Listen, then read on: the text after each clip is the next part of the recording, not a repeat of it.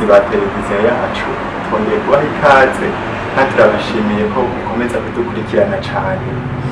Twongeye kubaha ikaze mu kiganiro cacu umutumire mwama mukurikirana iminsi yose nk'aya mango.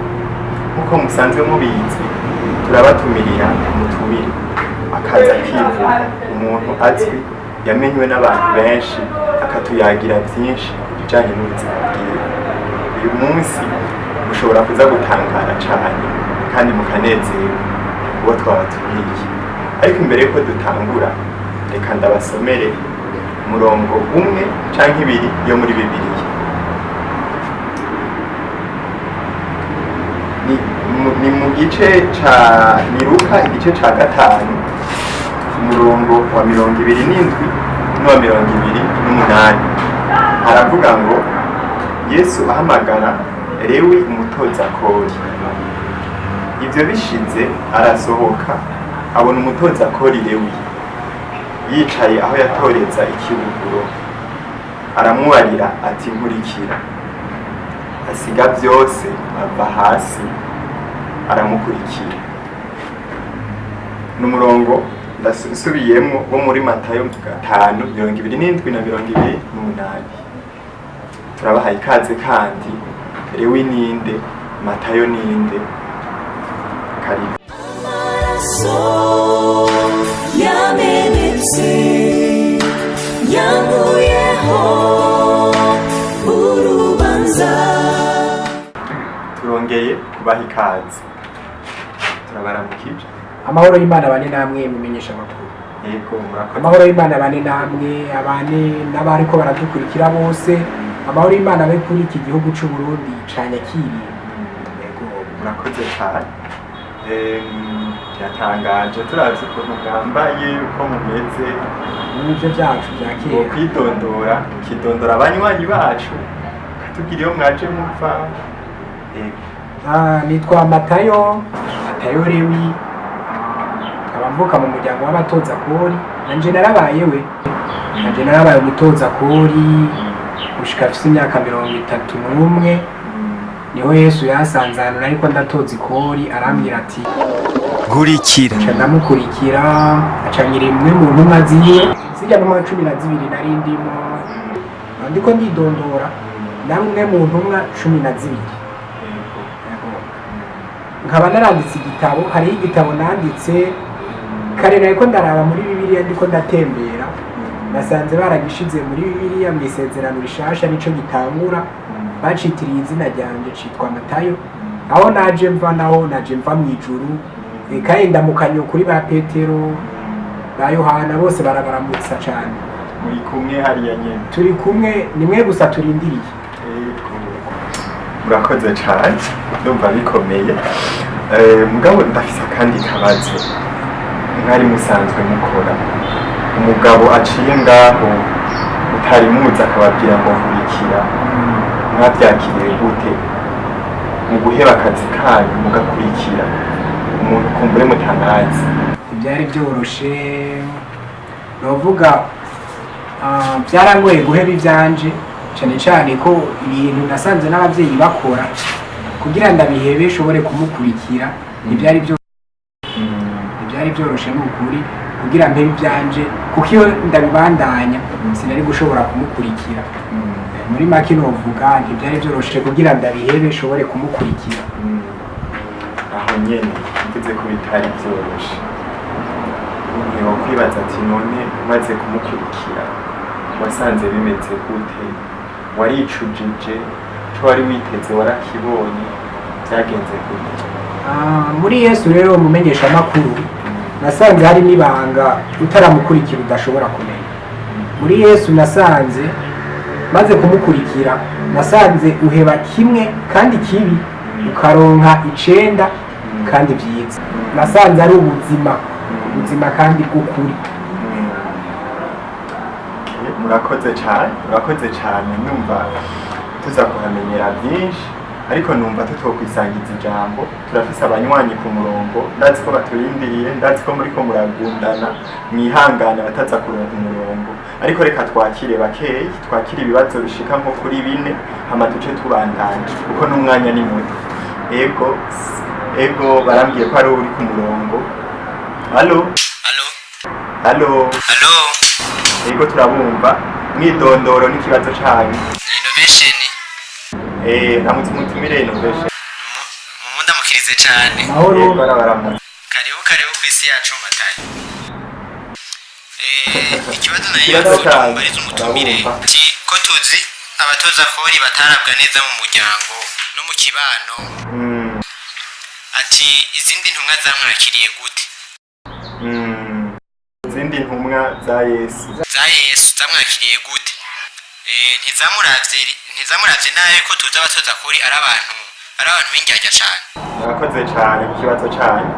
Sawa murakoze. Ego ikibazo mwacumvise. Ico kibazo bajije nanje carantangaje. Ana mumenyesha makuru ikintu cantangaje.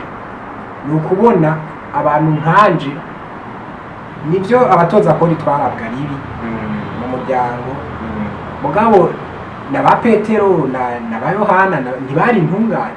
Muga nkaca mbona abantu nkanje barananiwe kuntahura. Muga Yesu atacaha afise arantahuye.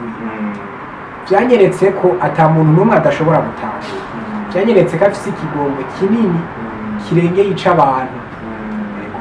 Ni ukuvuga ko uwumwizeye wese akamukurikira aramwakira. Nico asaba gusa. Uko yoba ameze kose. Nico asaba gusa mumenyesha makuru. Murakoze.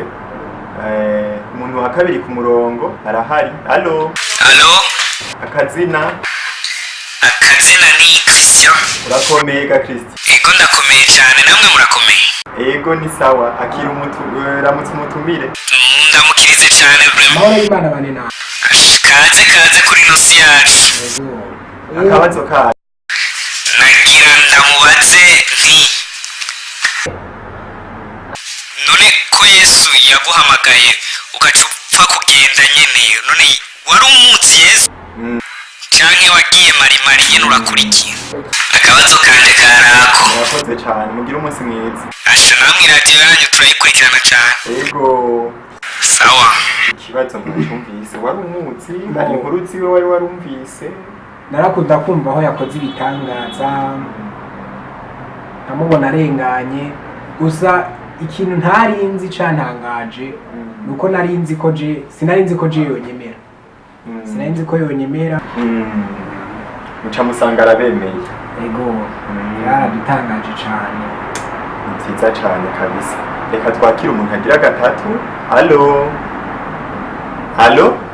Halo? Halo? Sindabumva neza. Ngira ngo amayinite aramucikanye. Ngira ngo kumbure amayinite aramucikanye. Bambwiye ko agarutse ku murongo. Halo? Halo? Ni Mpore? Ego turaho namwe? Mweje gutelefona. Ego amayinite gusa yaramiranye nacenja kugura yandi. Ari musanze murabita. Sinzosubira vyari vyangoye. Akazina ninde? Nitwa Navaho. Ego, ni sawa. Ni sawa ndashima. Ego, ramutse umutumire. Turamukiriza uwo mushitsi ati igitabo cawe kweri kiradufasha. Amahoro y'Imana bane namwe. Namwebwe. Ikibazo canyu. Nari nifuza kubaza umutumire ko mwagendanye na Yesu. Ni gute Yesu yoba yari yifuza ko tumukurikira? Ni gute umuntu yogira kugira ngo abe icaha? Murakoze cane. Ego murakoze namwe. Ikibazo mwacumvise. Ego. Yesu ibyo guheba icaha abibona gute? Abivuga gute? Ana Yesu ntashaka ko duheba icaha gusa. Ahubwo ashaka ko tukibohokako. Kubw'ivyo mumenyesha makuru urabona nta muntu yibohora ico nawe urakizi. Rero inzira ihari ni imwe yonyene ni nayo ishoboka gusa. Yesu ashaka ko twigaya mbere na mbere hama tukihana tukamuha ubuzima bwacu bityo akadushoboza kubohoka ku caha akaba ari watubohora. Ukamuha ubuzima bwawe ikibanza mu buzima bwawe akakubohora. Murakoze cane. Je nibaza ko bariko baragenda batahura kurusha bafise ibibazo nanje ngenda nigamo byinshi. None ganya kubaka ubutumire wacu twagiye ubu bwo kukwakira. Urabona abantu benshi bafise ibintu bagenderamo bitandukanye kandi batanezererewe, bifuza guheba mugabo ntibishoboke. None dukurikije ibyo mutubwiye, tuvuge ko guheba ibyaha bishoboka? Ico kimwe wamumenyesha amakuru, ico kimwe wambwiye ko hari abariko baradukurikirana, ico kimwe n'abariko baradukurikirana, ico kibazo nocishura mu bice bibiri. Ica mbere, guheba icaha ku bantu bamwe birashoboka, ku bandi ntibishoboka. Ati gute? Guheba icaha bishoboka ku muntu yahaye ubuzima bwiwe Yesu, akamwihebera, bityo Yesu bakagenda babana usoma ijambo ry'Imana ku munsi, ukafata umwanya ukawuha Imana. Bityo kuko bavuga ngo umuntu akizwa no kumva nawe wumva ico wasomye. Bityo ibyo ugenda ubona, ibyo ugenda usoma, ugaca ugenda urabikurikiza. Kubo bidashoboka nabo ni abantu bigeragereza. Abantu bigeragereza mu menyeshamakuru ico kimwe n'abariko baradukurikirana. Urazi ko umuntu ntaco yishoboje. Wigeragereje icaho urashobora kugihera iminsi mike, munyuma bigasubira bikagaruka. Muga Yesu yakubohoye, ukuvuga wabohotse ku kintu ntibigera wibuka ati ndagihevye ryari, haheze igihe kingana gute ndagihevye. Ibyo bigufasha kutasubira kugisubiramo. Murakoze cyane, ariko nyakubahwa Matayo, tuvugane ukuri, turazi ko hari abantu bakijeje kandi ugasanga byashitse baguye mu byaha. None iyo bigenze gutyo naho muraca byifatamo gute? Bishitse, ica mbere ni uko utumvira ijwi riza rikubarira ati bivemo, ntibikunda, ntaco ushoboye. Ahubwo ico ukwiye gukora ni nk'uko mugenzi wanje Petero amaze kwihakana Yesu akabona ko akoze icaha, ntiyakoze nka kurya kwa Yuda yaciye yiyahura, urabizi. Muga Petero ico yakoze, yaciye aja ahantu ha wenyene arihana. Rero nawe ico ukwiye gukora ni uguca uja agenda ukihana, ugasaba Yesu akagushoboza kubohoka kuri ico kintu, kuko urumva ntuba wari bwakibohoke neza. Uragirirwa imbabazi cane, ikigongwe c'Imana ntigihera. Natwe si ukuvuga ngo twari intungane naho twagendana na Yesu. Murakoze cyane kuduha umuco, nizera ko bifashije benshi muriko muradukurikirana. Ariko bavuga ngo akaryoshe ntigahora mu itama. Umwanya w'ikiganiro ushitse ku musozo, tugiye kurangiza ikiganiro. Nyakubahwa mutumire, akajambo mwoshikiriza kanyuma novuga abariko baradukurikirana nakahe? Akajambo kanyuma novuga ku bantu batarakira Yesu nuko bumwakira akababera umwami n'umukiza, kuko mwijuru mumenyesha makuru nimwe turindiriye.